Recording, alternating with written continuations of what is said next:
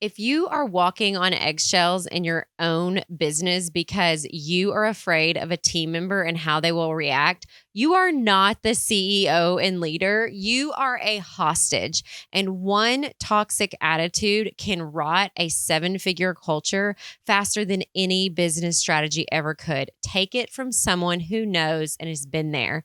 And today, by the end of this video, I am giving you the exact same 6-step process that I use and have refined to handle bad attitudes from employees, from the very first awkward conversation to the inevitable firing if you have to do it, so you can protect your peace over the people who actually want to be there. Because the hard truth is that we tell ourselves, but they're so good at their job and everybody likes them. I don't care how high of a performer they are. With a toxic attitude, they are not an asset.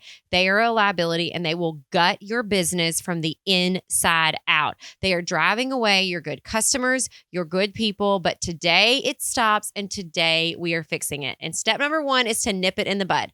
The easiest way to do this is when they very first start with the company. But sometimes, you know as well as I do, those bad attitudes don't show up till a little bit later. Well, guess what? The first time it happens, you have got to say something. If you're waiting 3 months because you hate conflict, you are not a leader. Okay, you're a manager. To be an effective leader, you have to dive into conflict right away, as soon as something happens, especially if it's between 1 or 2 coworkers, right? So address it the first time. Like, hey, Brooke, I noticed that you rolled your eyes in the meeting yesterday. Is everything okay? That kind of energy doesn't fly here. You have to be quick, like a reflex. And like if they do it, they know it's coming, because sometimes they have not had appropriate behavior modeled for them, and they don't understand that this is not going to work here. I always say you can do that. You just can't do that here. And then step 2 is keep your receipts, like your data, your list, your win. Okay. When did they take off work? If it's a chronic absenteeism thing, if they're overusing their credit card, they're overusing their fuel mileage. Okay. Figure it out and go into the meeting. You can't go into the meeting and say, like, the big mistake is like, you've just been acting off lately. That is not factual. Nobody wants to hear that, Betty. Like, be direct and be a leader about it. Come in with the data.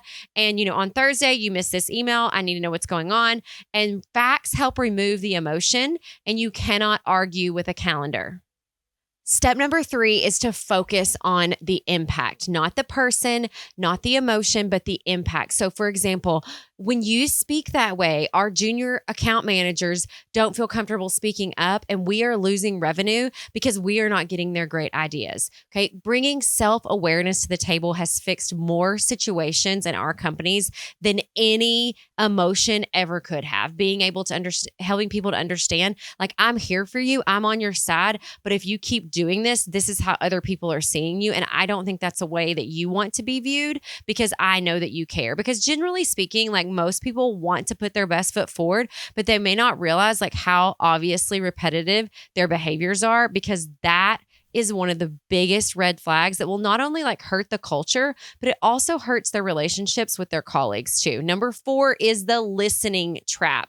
Like asking them like, so are you happy here? That sounds like the dumbest question ever, but actually it's huge.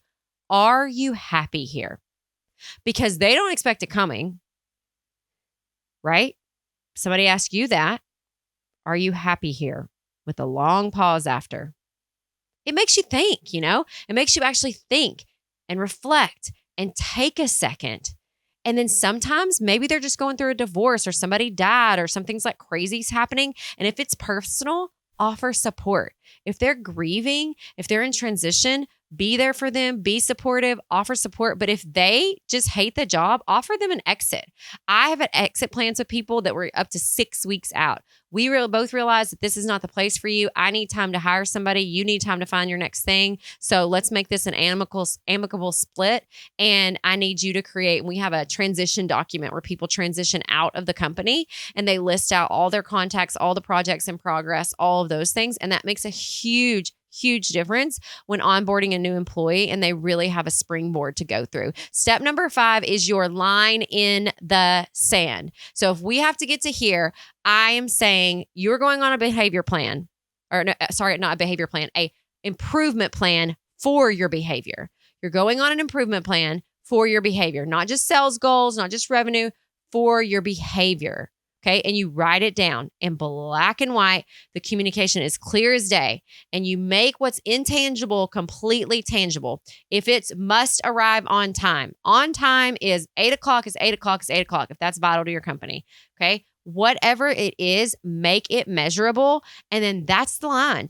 That's the standard. And if you cross it, you're out. I gave you the opportunity. This is not a charity. We are all here serving the same mission. And these are the things that are critical to our company to make it happen.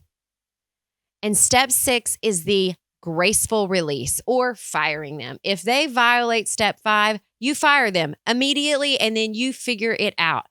Firing a toxic person lets everyone else in the organization know we are not going to tolerate this kind of behavior here. It's not mean. It's actually an act of kindness for you and your team and your customers, because you are cutting out the cancer to save the body, for lack of a better word. And so, at the end of the day, it's really about teaching people how to treat you, because if you tolerate that kind of attitude, you are the one that's actually promoting it and giving the stamp of approval and saying, you know what, it's okay to act like that here.